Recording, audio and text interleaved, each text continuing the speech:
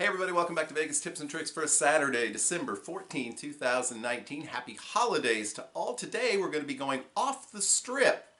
Yes, the entire program features information about properties not on the Las Vegas Strip. But before we get started, just a little housekeeping.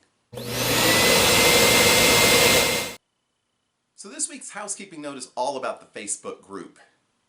It's just been amazing, the growth in this group. We're going to hit 2,500 members this week. When we got over 1,000, closing in on 2,000, one of my moderators was like, "Are we gonna celebrate that?" I said, "No, this is moving too fast. We'll celebrate when we get to 5,000." And I think we're gonna make it. But I wonder sometimes if people joining the group are really getting out of it what they hoped to get out of it. If you've joined, I ask a few questions, and a lot of people just say something very generic like, "I just want to come here to get some Vegas tips and tricks." And while I think we have a lot of good content, some of it that I provide, some of it that is provided by some of our more active members, we don't always provide Vegas tips. When the group started some 3-odd years ago, I did that every single day. There was over 300 tips. Some of them really weren't that good, let's be honest. But you can still find them. Go to the website, click on the blog, page down far enough, they're all still there. But we're going to go back to doing a tip every single day on the group. At the start, at least, I'll be doing it, but I may have some guests step in for a day or a week if they would like. I know we have some very knowledgeable folks who are members, and so if any of you are knowledgeable and a member of the group and would like to help out with that task, just give me a holler. You know how to do that. And if you'd like to join the Facebook group, there is always a link in the show notes below, as well as a link to the website for all those old tips and tricks. So there you go. And in fact, one of our members this week, and he doesn't even know it yet, is also going to have our Vegas tip of the week. So stay tuned for that. But first, some news. Okay, back with the news. One of the things that I've learned these past few weeks since starting this segment is there's not a lot of news in December. We kind of had to invent news last week with our story about Resorts World, and we're going to do something very similar this week because we're going to talk about the Circa Resort, which if you've been downtown lately, you can't miss the construction, which will lead to its opening sometime late 2020. This week it was announced that they are halfway complete with this project, which is supposed to take 22 months. They're 11 months in, so you do the math. It should be open sometime next November if all goes as planned. And this is going to be massive. There hasn't been a new resort downtown since the 1980s. And this is not a small little property. It's going to be a massive addition to the skyline. 777 rooms, although I don't believe all of those are going to be initially open. I think there's going to be around 500 or so in the initial sort of phase one of the opening, and then they'll complete the others going forward. I would imagine these are going to be some of the nicest rooms downtown. I would imagine you're going to pay for them. As I mentioned last week, nobody opens a budget hotel in Las Vegas, so I would expect even midweek these rooms easily could be going in the $129 to $149 range, maybe another $50 to $100 on the weekend, even more during special events. So I don't know how soon I'll be staying there unless I just bite the bullet and do it for one night just to check it out for all of you, but it sounds like it's going to be spectacular. I picked up on a story on a site called Hospitality Net this week, so I wanted to give them credit for this. And they described some of the features coming of Circa and some of what's going on with the construction. So I'm going to more or less read some of that to you. Purportedly, this place will have the world's largest sports book. And surprisingly enough, Circa Sports, which now operates the sports books at the D and the Golden Gate, which of course are owned by the same people, Derek Stevens. They're going to operate it themselves. It seems like everybody's going to William Hill. They're farming out their sportsbooks operations, but not here. It's going to be massive. It's going to involve the Vegas Stats and Information Network, which I believe has probably some sort of a streaming channel as well as I know they have a station on Sirius XM. So that should be pretty exciting. 78 million pixel high definition screen. 3 levels of action. That's their description. In addition to that, there will be a massive 14 million pixel screen, which you will be able to view from one of the 6 rooftop pools at Circa. The pools will apparently be open 365 days a year. I don't know if that means they're going to be heated or sheltered in some way during the winter months. That would definitely be a change of pace. There's not much of a pool scene in Vegas this time of year. There will be super cabanas, which can be rented out by up to 50 people. That should be pretty impressive. I mean, the whole project sounds amazing. Even the parking garage, which is being constructed across the street right between the plaza and Main Street Station, creating much mayhem if you wanted to walk back and forth between those two properties. It's going to be called the Garage Mahal. Apparently we'll have a very high-tech approach to parking, as well as a well-organized ride-share pickup and drop-off locations there. So it should be interesting. The casino itself will apparently house 1,350 slot machines, 49 table games. There will be a very impressive lobby. And Vegas Vicky, who for years was kicking up a storm outside, I think most recently, the Girls of Glitter Gulch. Well, she will now be kicking up a storm inside the property, being restored to her glory, as was Vegas Vic not so long ago. It sounds pretty amazing.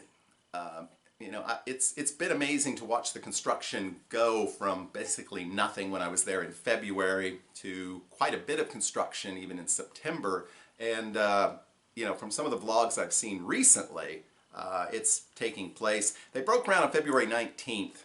I was actually there slightly before that, but there was quite a bit of, there was still landscaping going on. The first foundation was poured April 9th. There are approximately 600 people working on this project on a day-to-day basis. And apparently they are adding a floor to the resort about once every 7 days. I can't remember exactly how much, how tall the property is going to be. It doesn't actually mention that here. But just some information about that. So we should be expecting, you know, we're February to December, sometime maybe next November. So if anybody wants to send me to Las Vegas next November for the Circa opening, hey, just let me know. I'm there for you. So that's our news story of the week. Now it's time for our Vegas tip of the week.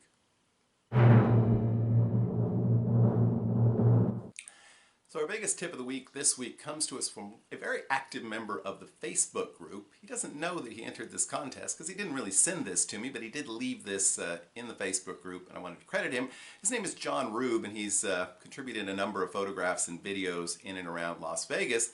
And this week he gave me an idea I hadn't really thought of before, and that is sort of touring some of the Christmas displays around Las Vegas. And while he did bring up, I think, the display at the Bellagio, which is very impressive. I know it's been featured in a number of vlogs, so definitely check that out. But he also pointed out a couple of really nice displays out on Boulder Highway. Sam's Town, in its highly underrated Mystic Falls atrium. Place I think is one of the most relaxing, really nice places to hang out in the city. They have a beautiful Christmas display set up there. But even more so is the Cactus Christmas Garden at FLM Chocolates. It's a free attraction. It has millions of Christmas lights. In addition, you can, of course, tour the chocolate factory, which is, I'm sure would be great for those of you with a sweet tooth. But so definitely, if you're going to be in Vegas during the holidays, make sure to check out all of these fabulous Christmas attractions that are around the city. Vegas always does things bigger and better than anyone else. We want to thank John for his Vegas tip of the week. It'll be entered. I think once we get about 10 guest tips, we'll have an entry and give away a Vegas-related prize. That'll give me time to go to Vegas and get you one. Enough with the Vegas tips and tricks for this week. Now it's time for our featured resort. Our featured resort this week is one of the oldest hotels, casinos, anywhere in Las Vegas. And of course, we know it's off the Strip, and it's actually downtown. We're going to talk today about the El Cortez, which opened up all the way back in 1941. There are actually still a few parts of the property which are more or less the same as they were when it first opened. And the sort of retro feel of the outside of the property, particularly as you walk along Fremont Street, and the view of it facing that direction, it looks like you're going back into the past. But the El Cortez is not a run-down casino, although it's not as upscale certainly as most Strip properties or some of the downtown properties. But it has really cleaned up its act in recent years, and so I wanted to highlight a few things about the El Cortez.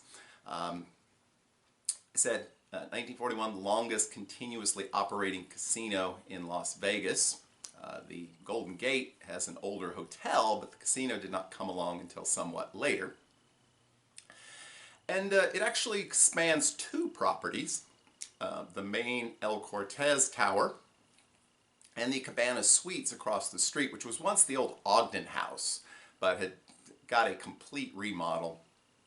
And I've stayed there. I think it's a really, really underrated place to stay in Las Vegas. The rooms are all pretty spacious, pretty nice. You can really get a taste of the past if you want to stay in one of their vintage rooms. There's actually no elevator. You walk up the stairs from the casino. I think there's 2 or 3 floors. And again, the furnishings in some of these rooms look very much, I imagine, like they did 50 or 60 years ago. Now you've got, updated amenities and television and that sort of thing, but still, really a blast from the past. I haven't stayed in one of those, but again, Google that sometime on YouTube and check out the rooms and suites in the vintage area. But the main hotel tower also is under renovation as we speak. They're kind of doing a floor at a time. The newly remodeled rooms look really nice. I haven't had a chance to stay in one yet, but I hope to. The not so remodeled rooms, they're showing their age a little bit, but I did a video on that earlier in this year, so you might want to check that out. But they're perfectly nice, spacious, comfortable. I mean, you kind of do feel like visiting your grandma or something, but I don't think that's a bad thing. And of course the bathrooms are a little small, but again, the Cabana Suites, which is right across the street, is nice. Some people kind of feel like the neighborhood is sketchy. It is a little sketchy, I guess. It's downtown. It's in a major city. But the Fremont East area growing up around it has made it a lot more comfortable place to walk to and walk from and hang out. There's a lot of security on site. There's always a security guy posted by the Cabana Suites. With that, you have to have a room key to even get up. You actually have to have a room key to operate the elevator as well. So it's a lot more secure. And you've got a lot of gambling options, much better odds on things like blackjack and video poker. Pretty easy comps, traditionally speaking. They take care of you pretty well if you're a decent player. Not a lot of food options on site. The pizza place that was there, I believe, has shut down now. I was not a huge fan of the Naked City Pizza, but it was an option. Otherwise, you're pretty much stuck with Siegel's 1941, which is kind of your average run-of-the-mill, old-school coffee shop. It's fine. It's nothing to write home about, but it'll do the trick if you need some food at 2 a.m. And there's a Subway hidden way away in the back. Way away in the back? There are a number of casino bars, obviously, including one really nice bar. I think it's called the Parlor Bar.